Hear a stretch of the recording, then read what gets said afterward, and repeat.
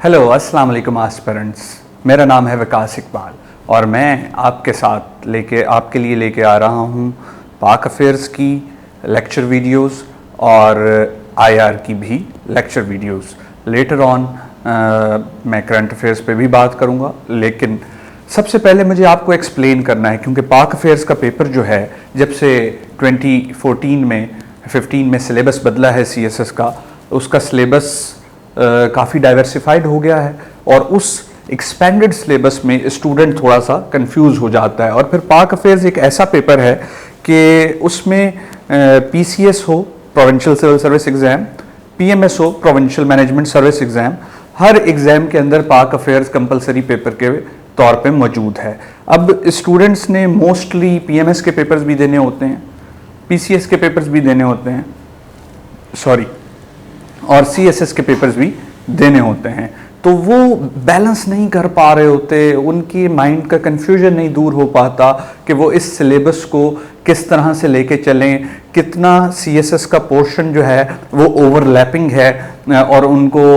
बुनियादी फ़र्क क्या है पीएमएस में पाक अफेयर्स के पेपर की जो स्कीम है और जो सीएसएस के पेपर की स्कीम है। तो सबसे पहले मैं आपको बता दूं, दो अप्रोचेस के पेपर्स आते रहे हैं पाक अफेयर्स के। एक अप्रोच को हम लेट्स से ट्रेडिशनल अप्रोच कह लेते हैं और दूसरी अप्रोच को हम नॉन ट्रेडिशनल अप्रोच कह सकते हैं। अब सबसे पहले मैं आपको ट्रेडिशनल डिफाइन करता हूँ। ट्रेडिशनल अप्रोच मैंने लिखा है डेलिबरेटली पीएमएस पीसीएस के आगे। ट्रेडिशनल पेपर का मतलब ये है कि जो simple questions, simple I mean to say 1857 से लेके 1947 तक का जो प्री पार्टीशन एरा है, जिसमें ideology of Pakistan, two nation theory, 23 March resolution जिसको पाकिस्तान रेजोल्यूशन कहते हैं, इलाहाबाद एड्रेस आ जाता है, 14 points of Jinnah, Nehru report है, लखनऊ पैक्ट है, पार्टीशन ऑफ बंगाल है, मेकिंग ऑफ मुस्लिम लीग है, सेपरेट इलेक्टोरेट के इश्यूज हैं और Congress ministries and act 1935 act of India जो कि इंडिया का पहला कॉन्स्टिट्यूशन था वो भी शामिल है। तो ये कहलाता है ट्रेडिशनल पेपर। इसमें एक आध सवाल पोस्ट पार्टीशन यानी 47 के बाद वाला जो पाकिस्तान है उसके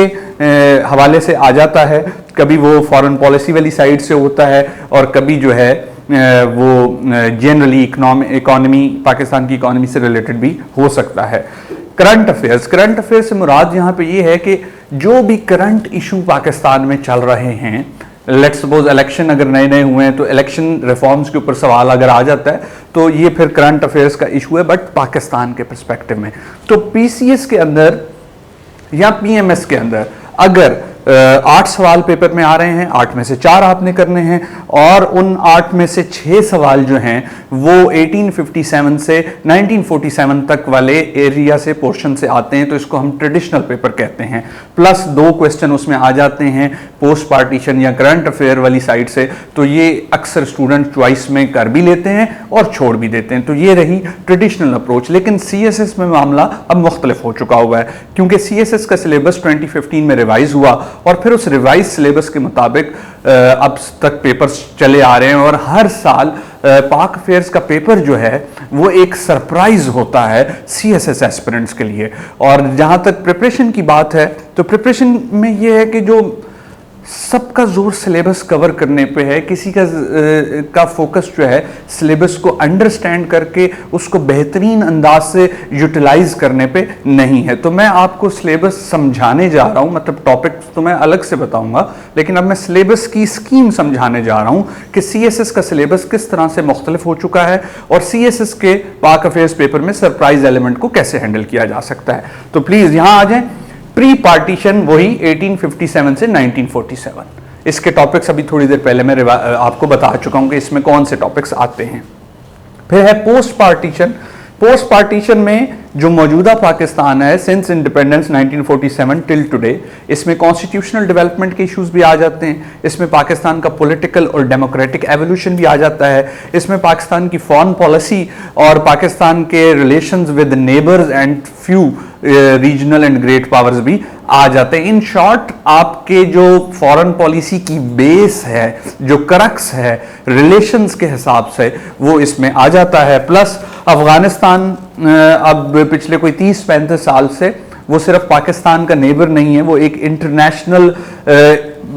इशू बन चुका हुआ है, एक इंटरनेशनल बैटल ग्राउंड बन चुका हुआ है। तो वो भी प्रॉक्सी वॉर्स की सूरत में इसी पोस्ट पार्टीशन पार्ट का हिस्सा है। Apart from that, what are the economic challenges confronted by Pakistan today, what are the social challenges and what are the current legal debates. Although अभी तक लीगल डिबेट्स पे कोई क्वेश्चन नहीं आया, लेकिन उन्होंने सिलेबस में मेंशन जरूर किया हुआ है। अब सबसे इंपॉर्टेंट बात, ये जो मैंने ब्लैक कलर से इसको बॉक्स में कर दिया है, करंट अफेयर्स ऑफ पाकिस्तान, ये वाला वो पोर्शन है जिसको एस्पिरेंट्स को शायद गाइड नहीं सही अभी तक किया गया या उनका फोकस नहीं डेवलप हो सका, वो इसको नजरअंदाज कर जाते हैं। पाकिस्तान की फॉरेन पॉलिसी में सारा साल क्या होता रहा, पाकिस्तान के रिलेशंस विद इमीडिएट नेबर्स क्या रहे, पाकिस्तान जिस रीजन में फॉल करता है like south Asia and south west Asia, ये ईरान वाली तरफ से हम देखें तो वहां पर क्या डेवलपमेंट्स हुई और पाकिस्तान के अंदर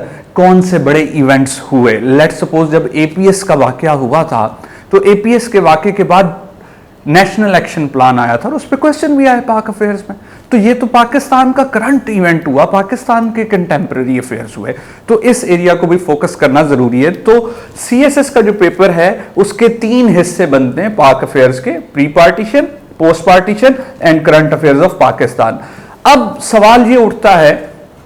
कि पाक अफेयर्स के अलावा भी तो 11 पेपर्स हैं, इस पेपर की अच्छी तैयारी किस तरह से की जाए, इस पेपर में अच्छा स्कोर किस तरह से लिया जाए और प्लस रिसोर्सेज कौन से यूटिलाइज किए जाए। तो मैं ये कहना चाहूंगा कि इस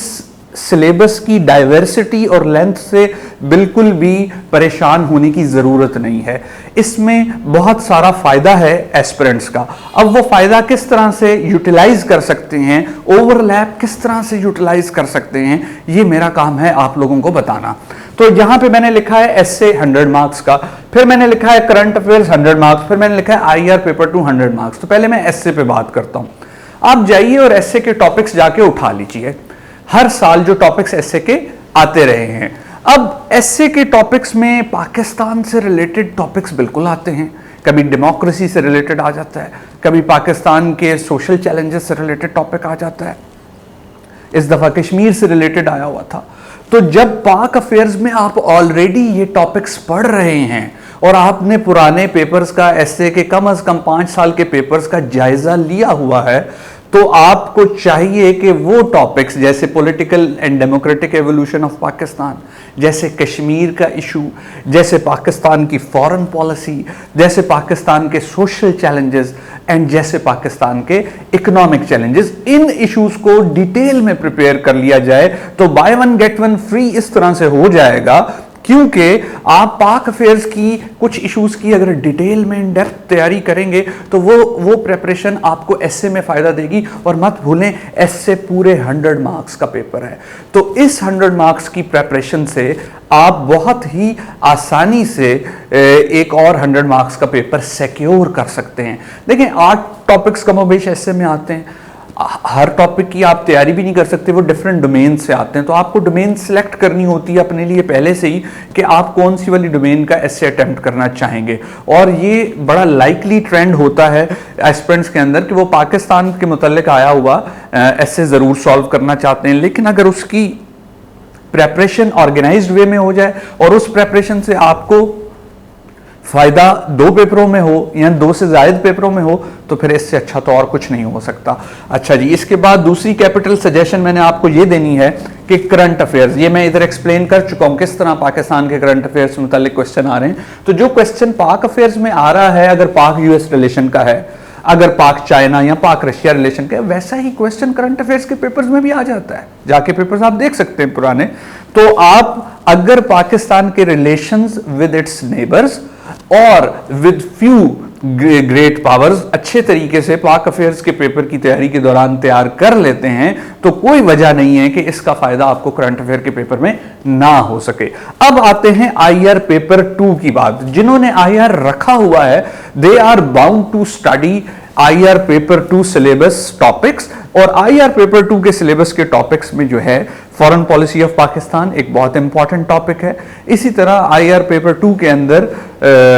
मौजूद है पाकिस्तान और अफगानिस्तान और ये जो वॉर ऑन टेरर और इससे पहले जो अफगानिस्तान में सोवियत ऑक्यूपेशन रहा, ये सारा, और अफगानिस्तान की जो सिविल वॉर रही, और यही topic exactly proxy wars in the region, proxy wars की सूरत में लिखे हुए हैं आपके पाक अफेज के सिलेबस में। तो बिल्कुल आईआर पेपर 2 का ओवरलैप पाक अफेज के पेपर के साथ भी मौजूद है। फर्क क्या है, जब आप आईआर पेपर 2 में लिख रहे होंगे तो आप आईआर की कॉन्सेप्चुअल फिल्टर जरूर उस पर लगाएंगे क्योंकि वो आईआर का पेपर है, लेकिन जो तैयारी, जो फैक्ट्स, जो डेटा आपने पढ़ा होगा, यूटिलाइज किया होगा, और जो एनालिटिकल स्किल्स आपके डेवलप हो चुके हुए होंगे, वो आपको पाक अफेज में फायदा देंगे, और पाक अफेज में प्रिपरेशन कर लेने से आईआर पेपर 2 में भी फायदा हो सकता है। तो अब सम अप करूं अगर मैं सारी बात को आप लोगों की क्लैरिटी के लिए, तो वो इस तरह से बनेगी बात कि सीएसएस में पाक अफेयर्स का जो पेपर है उसकी स्कीम अब डिफरेंट हो चुकी है।